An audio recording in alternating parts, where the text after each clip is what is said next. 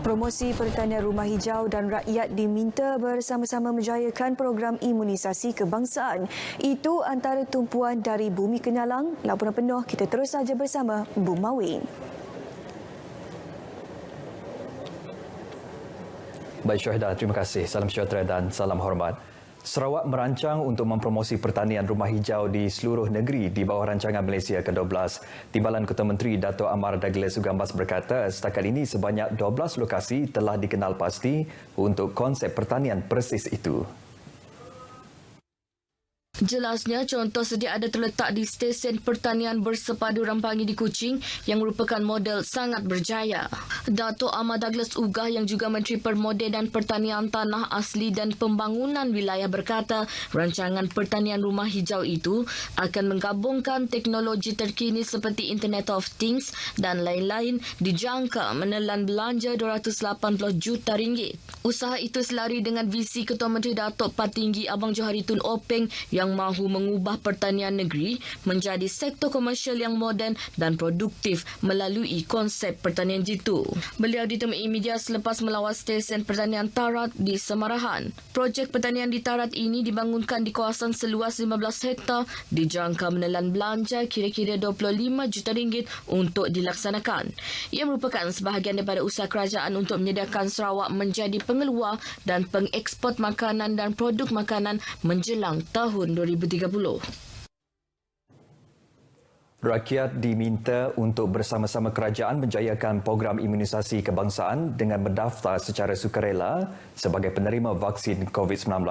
Ahli Parlimen Seratok Dato' Ali Biju berkata, kerjasama masyarakat penting dalam usaha untuk melindungi penduduk daripada pandemik tersebut.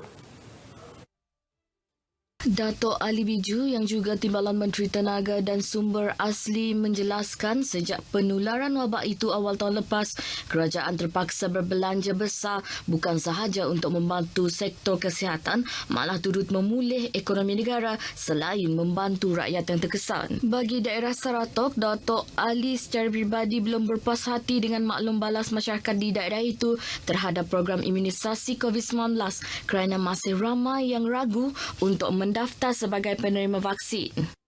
Saya rasa ini persepsi di peringkat awal sebab kita baru bermula vaksinasi ini dan kita anggap kita percaya selepas kita memberi keterangan, kita memberi apa-apa juga yang kemuskilan yang ada di kalangan penduduk, saya percaya rakyat di Seratok ini akan terbuka menerima vaksin ini. Kita akan membuat perbincangan dengan Jabatan Penerangan dan ketua masyarakat dan kita ada membuat kempen vaksinasi di Seratok. Beliau ditemui pemberita pada program vaksinasi COVID-19 di Dewan Masyarakat Sri Krian di Seratok turut menasihati masyarakat untuk tidak terpengaruh dengan penjualan vaksin secara dalam talian yang tular di media sosial. Rakyat harus sedar vaksin COVID-19 diberi percuma kepada mereka yang layak dan akan diberi secara berperingkat bermula dengan petugas barisan hadapan. Baik, sementara itu, kira-kira 600 petugas barisan hadapan kumpulan kedua fasa pertama program imunisasi COVID-19 di Seratok telah dan akan menerima vaksin yang diadakan bermula semalam hingga esok. Mereka terdiri dari petugas Kementerian Kesihatan, anggota polis, bomba dan juga guru. Pegawai Kesihatan Daerah Seratok Dr. Syafiq Amirul Ibti Syamzul Kifli memberitahu bagi kumpulan pertama lebih 300 petugas barisan hadapan di Seratok telah menerima vaksin pada hujung bulan lepas. Manakala untuk petugas Kementerian Kesihatan di daerah Seratok, beliau menjangkakan lebih 400 yang telah dan akan menerima vaksin bagi fasa pertama program imunisasi COVID-19 merangkumi yang bertugas di Hospital Seratok dan di 5 buah klinik kesihatan. Beliau pada masa sama meminta penerima vaksin mematuhi janji temu pemberian vaksin yang telah ditetapkan. So saya harap dapat datang ikut temujanji yang diberikan lah. Kalau ada sebarang kemusykilan, boleh call dengan hospital, boleh call dengan pejabat kesihatan daerah ataupun boleh call dengan klinik kesihatan terdekat untuk confirmkan. Sebab kalau anda tak datang, kalau anda datang lambat, kita terpaksa bagi suntikan tu kepada orang lain lah. So anda akan ditolak ke belakang. So lagi lambat anda dapat vaksin. So patuhi temujanji anda, dapatkan vaksin secepat mungkin. Untuk pembaziran juga? Yes, betul. Untuk mengelakkan pembaziran. Kita tak dapat tunggu lama. Sementara itu, penerima vaksin yang ditemui melahirkan kegembiraan kerana terpilih menjadi penerima pada fasa pertama program imunisasi kebangsaan. Rasa bertuah bila diberi suntikan untuk fasa pertama. Lagipun kami orang bekerja di hospital untuk keselamatan kesihatan kami orang jugalah.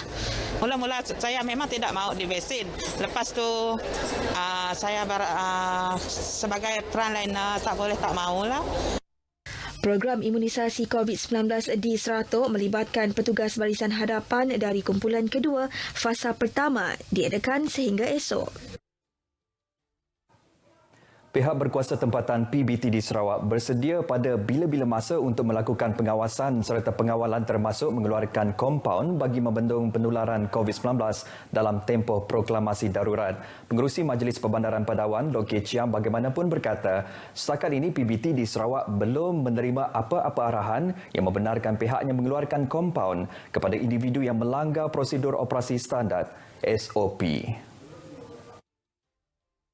What Masai at this moment is only the federal government who has given this directive.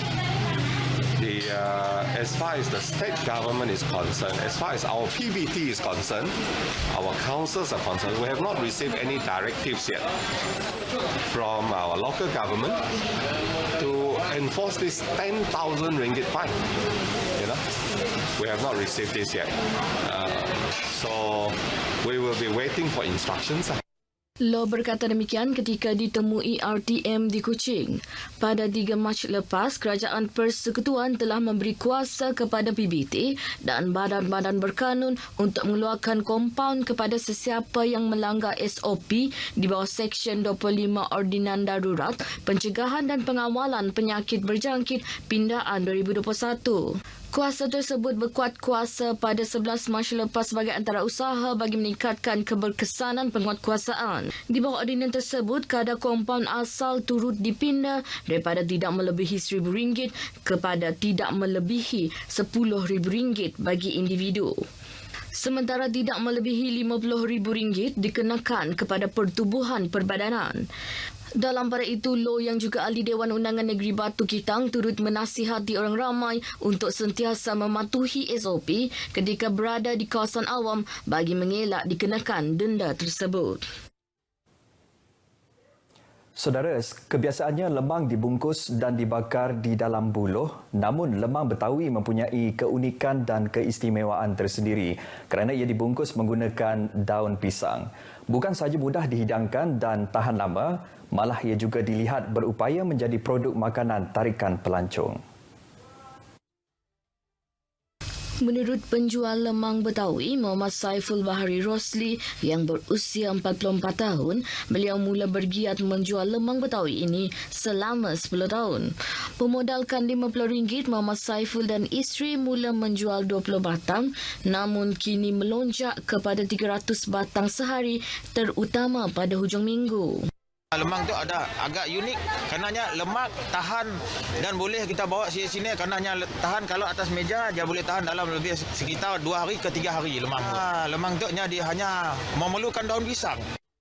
Muhammad Saiful juga memberitahu selain mendapat permintaan daripada penduduk di sekitar Kuching pada musim perayaan, lemang Betawi juga mendapat tempahan daripada penduduk di Sarike dan Sibu. Beliau berharap pada masa hadapan, lemang Betawi ini dapat dipasarkan dalam bentuk produk sujuk buku dan dipasarkan di luar Sarawak seperti di Semenanjung. Beliau berkata demikian semasa menjadi tetamu Cerita Pagi Sarawak menerusi slot Selamat Pagi Malaysia yang bersiaran langsung di TV1 pagi tadi. Baik saudara, sekian berita wilayah dari Sarawak. Kita kembali bersama Syuhaida di Angkasa Puri. Silakan Syuhaida.